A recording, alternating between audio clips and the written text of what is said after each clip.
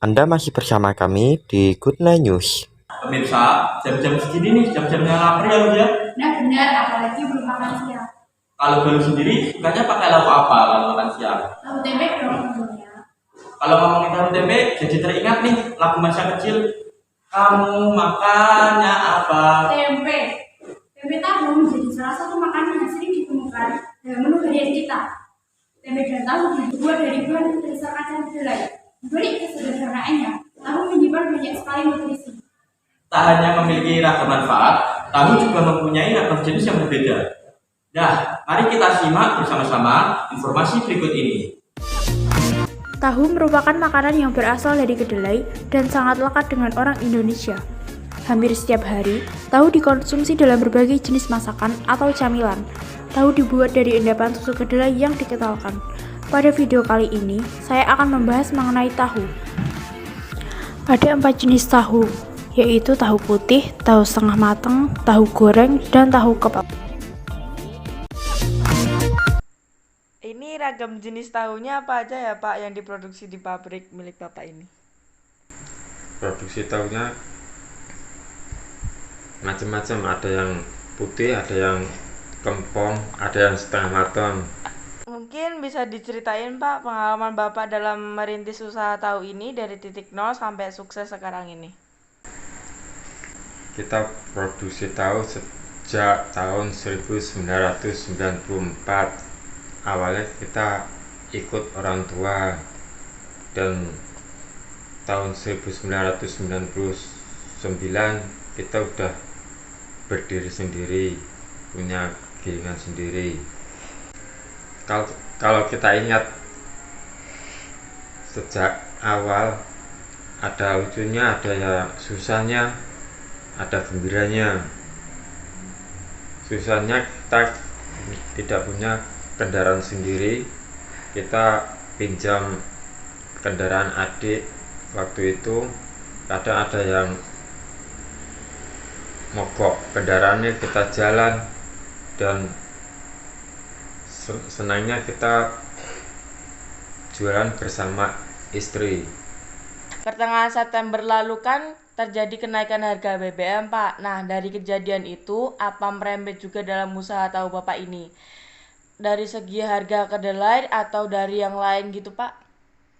Ya, secara otomatis dengan kenaikan BBM, perubahan kedelai, harga jualan tahu itu otomatis ada perubahan. Berapa kisaran kenaikan harga kedelai sekarang Pak? Dan perbandingannya dengan harga yang dulu serta sejak kapan kenaikan harga kedelai ini berlaku Pak? Mungkin bisa dijelasin secara detail. Kita jualan tahu agak sulit. Masalahnya kita harga dari tahu naik semua. Yang biasanya 200 per biji sekarang jadi 250, dari yang 300 per biji menjadi 350 per biji, dan seterusnya. Secara keseluruhan harga kedelai itu naik 100%. Dari dulu sejak awal harga kedelai itu mencapai 700 sampai 800 per kilo, sekarang menjadi 13.000 atau 14.000 per kilo. Bagaimana siasat Bapak untuk mengakali atau menanggulangi kenaikan harga kedelai yang berlaku ini Pak? Untuk menyiasatinya, kita udah pengalaman sejak ikut orang tua. Kalau harga naik, kita potongan dari per kota itu biasanya 12 dirubah menjadi 13 atau 14 potongan per kota. Harapan sebagai pengrajin tahu, Pak, terutama juga pabrik ini kan sudah berdiri selama 1994. Dengan kenaikan harga kedelai ini seperti apa, Pak? Harapannya. Kita berdiri jualan udah lama, semenjak kita ikut orang tua sampai sekarang. Jadi pengalaman kita mau minta pemerintah untuk menurunkan harga kedelai itu otomatis nggak mungkin. Dari dulu sampai sekarang kalau naik kedelai jarang bisa turun. Harapan kami itu harga kedelai dan minyak atau solar itu bisa stabil aja. Pengusaha tahu insya Allah bisa berjalan. Dengan rasanya yang nikmat dan enak menjadikan tahu mempunyai banyak penggemar. Sama halnya dengan tempe, tahu juga dikenal sebagai makanan rakyat. Tahu memiliki harga yang dapat dikatakan ekonomis atau terjangkau oleh masyarakat.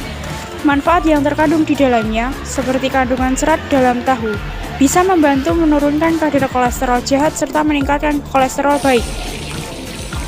Puji Hartono, pemilik pabrik tahu ini, awalnya memproduksi ikut orang tua. Kemudian pada tahun 1999, sudah berdiri sendiri dan mempunyai gilingan sendiri dengan berjualan keliling menggunakan kendaraan adik. Sekarang berjualan di Pasar Kebak Keramat, Karanganyar, Jawa Tengah.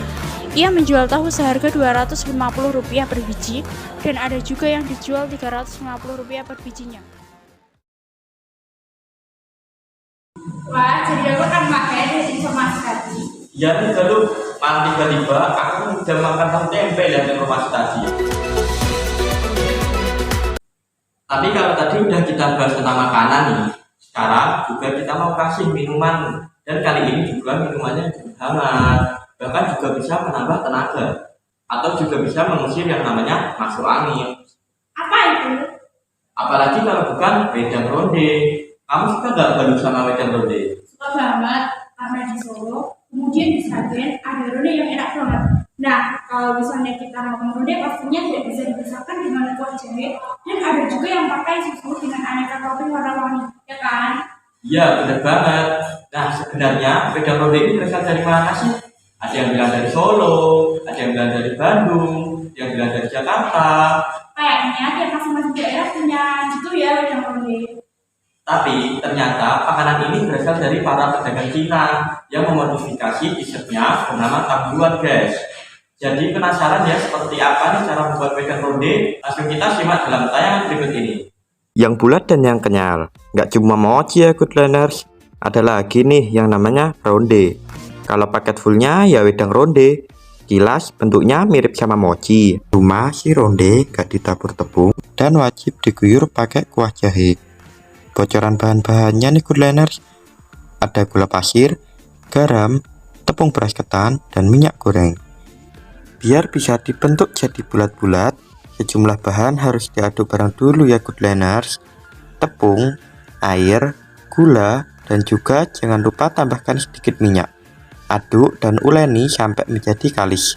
Selanjutnya tinggal ubah deh adonan ronde putih polos jadi buletan ronde yang menggiurkan. Wedang ronde emang dikenal lebih dahulu di wilayah Jogja dan Jawa Tengah, lalu menyebar ke berbagai wilayah hingga Bandung dan ibu kota Jakarta.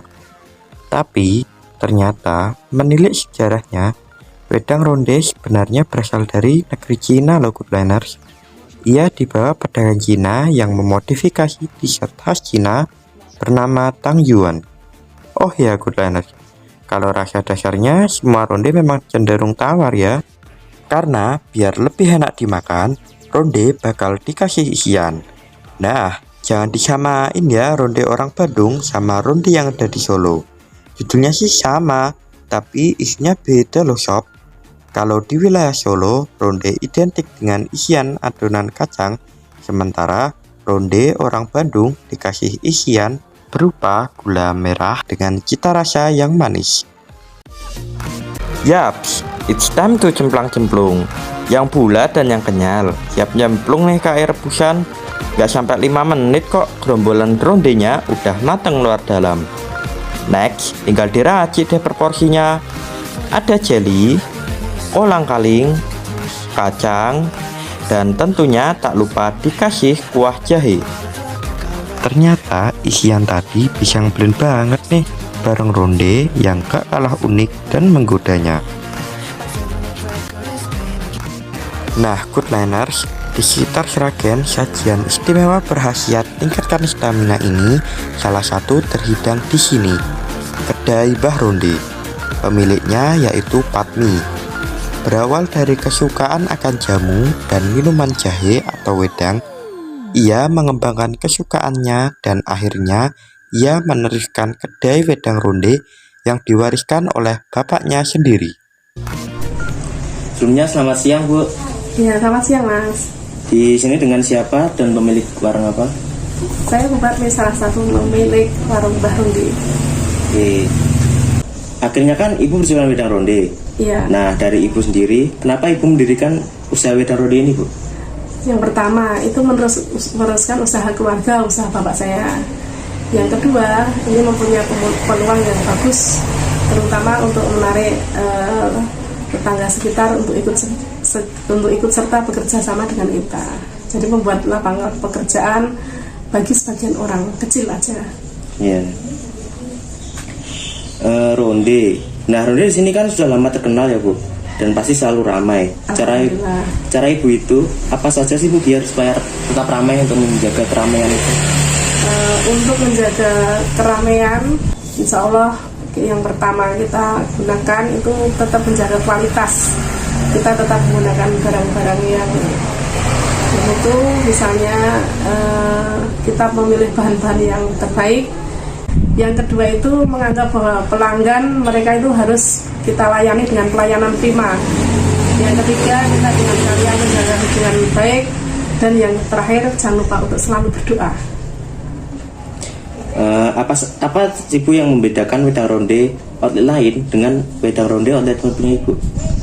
Kita berusaha untuk tetap menjaga kualitas rasa maupun pelayanan.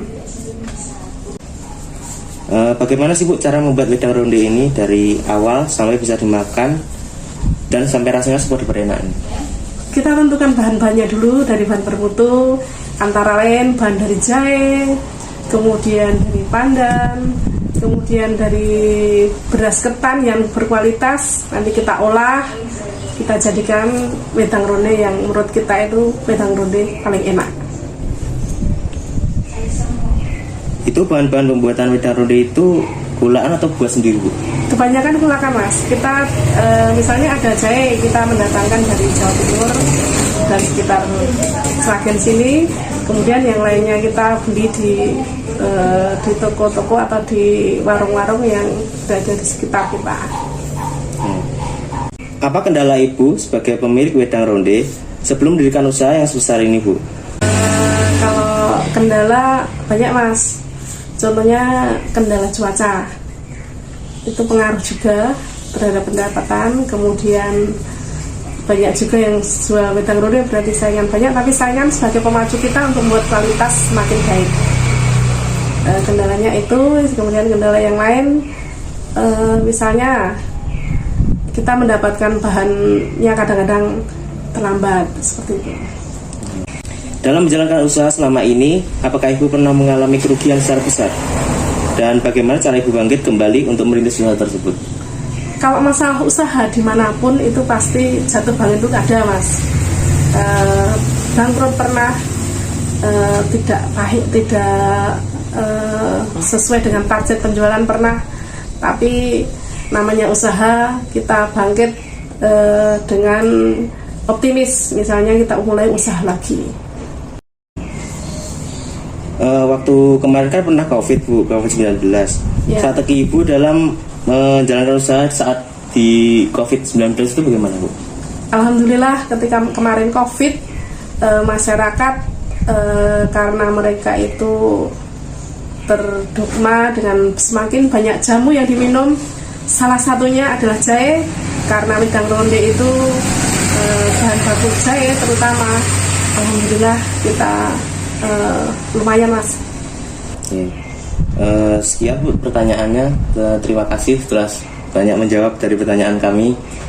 Selamat siang dan wassalamualaikum warahmatullahi wabarakatuh. Waalaikumsalam. Semoga bermanfaat, Mas. Ya, Bu.